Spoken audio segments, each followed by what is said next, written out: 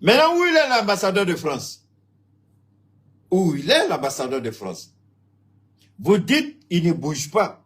Mais s'il ne bouge pas, ça veut dire que vous avez le droit, vous avez le pouvoir de le maintenir là, à sa place. Mais il est où? Il est où? Macron, ça fait honte. Où est ton ambassadeur? On le cherche, on ne le voit pas. Tu dis, il ne va pas, on est d'accord avec toi. Mais il est où là? Parce que nous, on veut le voir. On ne le retrouve pas. Ceux qui ont besoin de lui veulent le voir. Et il est là et puis, mais pourquoi il ne va pas à son bureau, Macron? Ton ambassadeur là, pourquoi il ne va pas travailler? Pourquoi ton ambassadeur là ne va pas au bureau? Pourquoi il ne va pas à l'ambassade de France?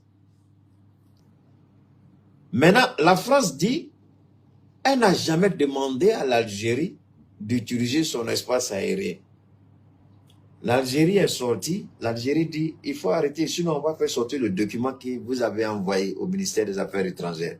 On va faire sortir le document tout de suite et vous serez... Vous avez demandé la permission, on a refusé. Parce que la France dit aujourd'hui, ce qui est fondamental, la France ne peut plus. Maintenant, la France a vu que c'est compliqué. Il appartient au peuple du Niger de jouer pleinement son rôle. Il appartient au peuple du Niger de jouer pleinement son rôle.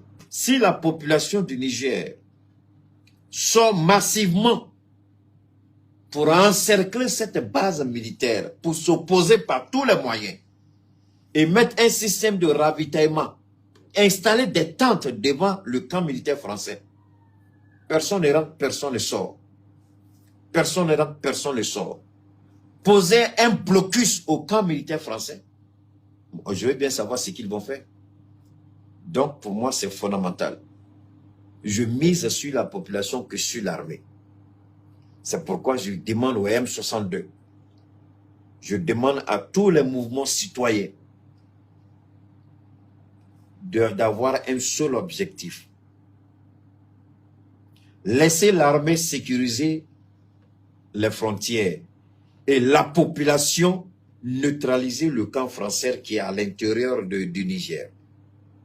Que personne ne sorte de ce camp, que personne ne rentre de ce camp. Et puis, demandez à la télévision de faire passer ce message. Tout commerçant ou tout fournisseur qu'on va surprendre en train de fournir ou en train d'approvisionner, ou le camp français, ou l'ambassade de France, la personne aura des comptes à rendre. Vous imposez un blocus. Vous imposez un blocus sur le camp. Comme Ouattara a décidé. Parce qu'aujourd'hui, si vous écoutez, si vous lisez bien, la CEDEAO est en train de revenir en arrière. La CEDEAO est en train de venir en arrière. La CEDEAO est en train de réfléchir.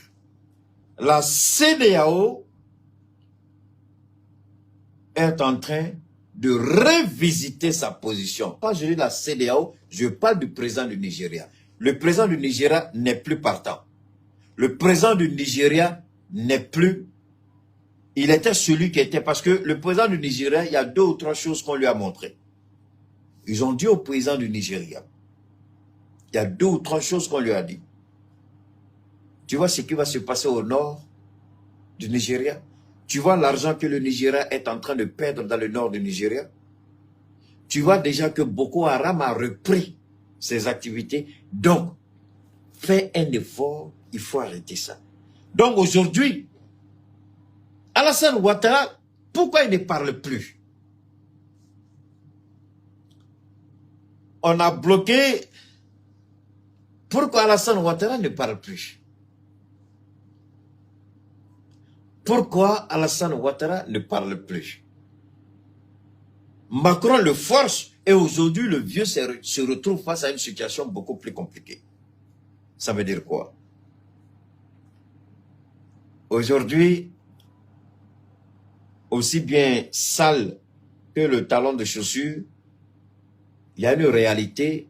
Les événements aujourd'hui, ils sont en train d'aller, c'est-à-dire, ils sont en train de tout perdre. Ils sont en train de perdre sur le plan politique, sur le plan diplomatique.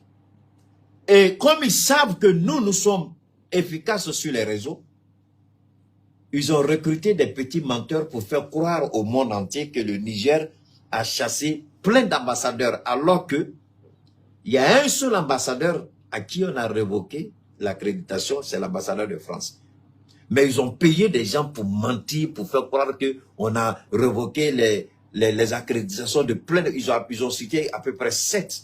L'ambassadeur du Niger aujourd'hui, il est introuvable. Il est en train de... On le cherche, on ne le trouve pas, on ne sait pas où il est. L'ambassadeur du Niger. Il est... On dit qu'il ne va pas. Mais moi, je pense que quand on fait la grande gueule, on doit assumer. Quand on dit il ne va pas, vous n'avez pas autorité. Mais idiot que vous êtes. Quand vous êtes venu piller notre pays, vous avez eu l'autorité. Quand vous êtes venu voler notre continent, vous avez eu l'autorité. Maintenant que nous, on prend les choses en main, on ne veut plus vous voir, vous dites qu'on n'a pas autorité. Mais comme il est idiot, depuis quand dans les relations internationales, est-ce que c'est la Constitution? C'est eux maintenant qui parlent à notre place.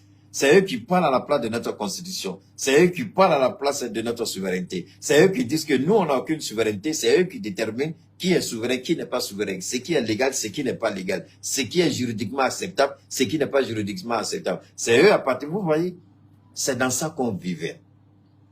Maintenant que on a décidé de prendre les choses en main,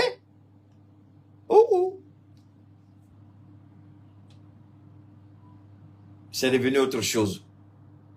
On se fâche, on dit du n'importe quoi, on nous attaque par-ci, on nous attaque par là-bas.